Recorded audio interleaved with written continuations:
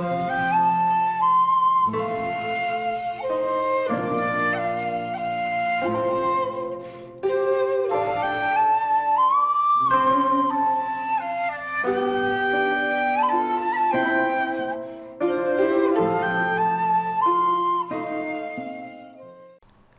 there, this is Solitary Ronin from Solitary Ronin Films, and welcome to another random review. Today's random review is Orphans from 1998, written and directed by Peter Mullan. This is the Indicator Blu-ray release, Indicator spine number 157. Now, to do a review of Orphans, I'll have to tell a little story first, if you'll let me. I first saw Orphans sometime after it came out.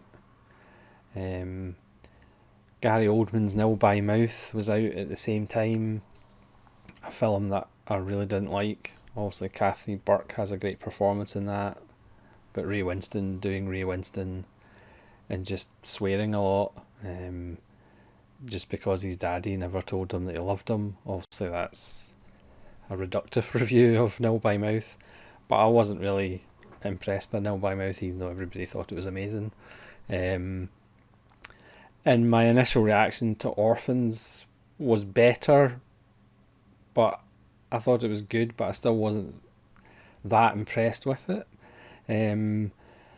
I grew up in the west coast of Scotland. This film's set in Glasgow, but now we're in 2022. I've lived in Glasgow now for 20 years, and watching Orphans again, I appreciate it a lot more. The film is an 18 certificate, basically for very strong language. So there's lots of C's and lots of F's, so if you're put off by that, or you don't like that kind of language, then it's not really a film to watch. And I think along with Nil by Mouth around about the same time, I think that kind of put me off a bit. Granted, I'm being a little bit hypocritical about bad language when in 1992 one of my favourite films of all time is Glengarry Glen Ross, which I remember seeing a review in a book of it saying it was rated R for relentless profanity, but there's something about Mamet's profanity that is different. Maybe hearing it in the Scottish tongue and hearing it in the English tongue in the sense of Nil by Mouth.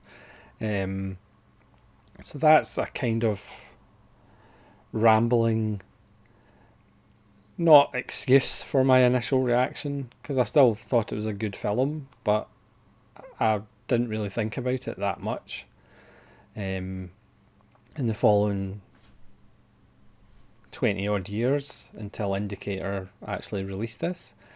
But it's surprising watching the film again how much I remember. Like, I remember scenes from it, which is a bit strange considering, like I said, I'd only watched it once back in probably 1999 or something. So it must have actually stayed with me, because I remembered probably about 80% of the film scene by scene. So that's the rambling preamble. It's a film that Peter Mullan just finished directing, and then he got the job in My Name is Joe by Ken Loach. And then Film 4, or the people who was in charge of Film 4 at the time, wanted him to shelf Orphans while he was doing My Name is Joe. So they went to Cannes with My Name is Joe while Peter Mullan was trying to sell Orphans. And because of the language, because of the accents, it wasn't doing very well until it went to Venice, and it won 5 awards at Venice. So therefore Film 4 all of a sudden were interested in actually distributing it. And that's what happened. And obviously Peter Mullan went on to be a big Hollywood actor as well as directing more films. He directed Ned's, which I really didn't like, and the Magdalene Sisters, which I still haven't seen. But let's actually talk about the film that I'm supposed to be doing a random review of, shall we? So this doesn't star Peter Mullan. It stars Douglas Hempsall, who is now famous for the TV show Shetland. Gary Lewis, who you won't recognise the name of, but you'll recognise the face. He's been in a lot of Hollywood films. Stephen McCall, who played the school bully in Rushmore, a Wes Anderson film, of course. So it's about a family, 3 brothers and a sister, who is played by an actress, Rosemary Stevenson, who has cerebral palsy. So she's in a wheelchair for most of the film. And they have just lost their mother, so it's how this family deals with that grief, and each of them go on their own special journey the night before the funeral and coming up to the funeral.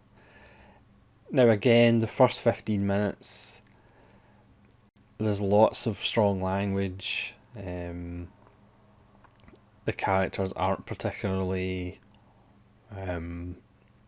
engaging or do particularly nice things, but eventually the characters each kind of get fleshed out a bit more, and their stories become more and more engaging as you follow them. To me, that was one of the problems with Nil by Mouth. I just didn't care. But again, that's my own personal thing with Nil by Mouth. I'm sure Gary Oldman would shout at me for saying it. So you have Thomas, played by Gary Lewis, who's the quote unquote leader, the devout, kind of more religious member of the family, and he is very big on ceremony, and he's shutting everything else off, so he has to just make sure his mother's looked after, so he vows to stay in the church overnight to look after her. He takes the sister with him, but then she eventually doesn't want to spend the night in the church, so she eventually tries to make her way home and is sidelined, and her battery runs out of her wheelchair, and she gets taken in by a family, and she has her own adventure, which actually in the end is actually pretty moving, because that's one of the overarching things with this film. At the end, it is actually a very moving film, so even with the kind of relentless profanity and swearing, there is a heart to it, and it is eventually a very moving film, and I think it's a film that I appreciate. One, having spent 20 years in Glasgow, and two, just being older, being in my 40s as opposed to watching it in my 20s. I appreciate it a lot more. You have John, who's the younger brother, and because of an incident that happens in a bar the night before, something happens to Douglas Henshaw's character, the middle brother, sorry, and John wants to take revenge on the person who did this to Michael. So he goes down his path because he wants to inflict harm on the person who did with the thing to Michael. I'm trying not to get into too many details because a lot of the joy in the film is in the details. The devil is in the details, apparently. So he has this kind of friend who delivers takeaway food to people, and he has a grudge against a certain person he delivers food to, and takes revenge eventually, or wants to take revenge on that person, and that gets played out in one of the film's most famous scenes.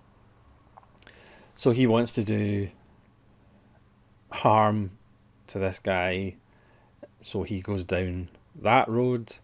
Michael himself spends the night wandering around, getting into various mishaps, including another amazing sequence in a bar just before lockup time, with Alex Norton, who, again, if you watch lots of Scottish films, or even he's been in Hollywood films as well, you recognise the face, as the barman from hell who has certain rules, and if people break them, he locks them in the cellar and waits for the police.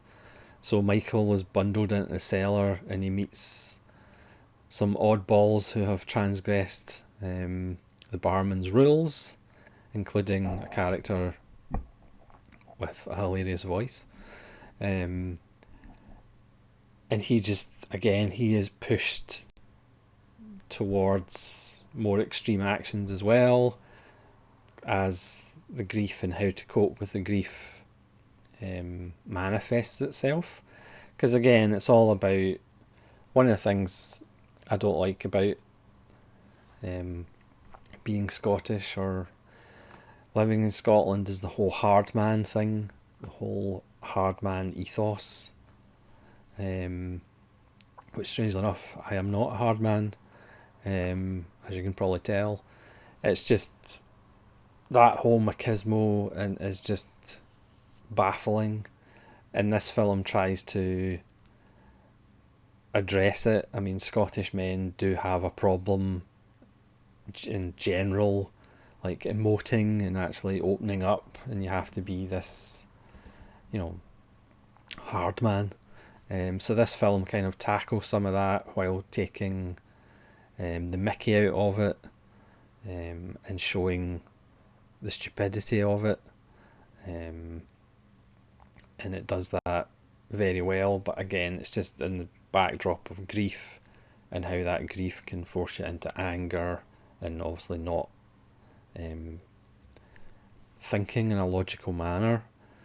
And Michael thinks that he can use what happened to him that night, and he can get compensation through his work by pretending it happened at work, and that leads to another amazing scene. And Douglas Hemphill actually lost his mother 6 weeks before shooting this film, and the scene near the end of the film, where he makes a plea, is actually quite moving. It could bring a tear to a glass eye. Obviously, the Scottish dialect might be a problem for some viewers, as well as the strong language. Apparently, when it was first released in America, they did put a full subtitle on, but they didn't include the strong language. They substituted the strong language for other words that didn't really make logical sense. So they kind of they blunted the edge of the language, and also just lots of things didn't make sense. I haven't actually checked the subtitles on the Indicator release, but I assume they've actually subtitled it properly. So the film itself, it is rough around the edges. Again, the language is going to put people off. The dialect might put people off, but that's what the subtitles are there for, if you need them. But at the end, it is about a family breaking apart and then attempting to come together, even though just because they are different, they're never probably going to come together properly. And I think the key in Mullan's writing is it is funny. Watching it again, there is some classic laugh out loud moments, and again, it's a lot of it comes from that stubbornness that Scottish people kind of have. Obviously, I'm generalising. So they'll put themselves through any amount of pain before they'd actually ask for help. But there's also examples like when the sister somehow gets railroaded into this other family's own issues, how that family helps her. And again, the film has a heart, and that's why it is worth watching despite its kind of brutality in the language and brutality in some of the actions that these characters do. There's a heart there, and that's very important, and that's the kind of message you take away, because I did find it, watching it this time, it is actually quite moving. And again, that might just have to do with being a bit older, and also living in Glasgow. I think that adds to it as well. I mean, when I used to live in the West Coast, Glasgow seemed like this huge city, and in reality Glasgow's not actually that big. You can pretty much walk around almost from east to west and not that long, a few hours. But it's a wonderful film. Again, even though there are things that might put you off. But what shouldn't put you off in this release is Indicator have done another wonderful job. There is a commentary by Peter Mullan from the year 2000, if you remember all the way back in the year 2000. There's a 60-minute Orphans Revisited from 2019. I think that was produced by BBC Scotland, where everybody gets back and talks about the film, which is excellent. So that's 60 minutes. There's a Making of Orphans from 2009, which is 33 minutes. There's deleted scenes with optional director commentary for 13 minutes. There's audition tapes with optional commentary for 17 minutes. I have to say, I'm not really a fan of audition tapes, but again, if that's your thing, there's 17 minutes of them with commentary by Peter Mullan. But what's really good is there's 3 short films directed by Mullan.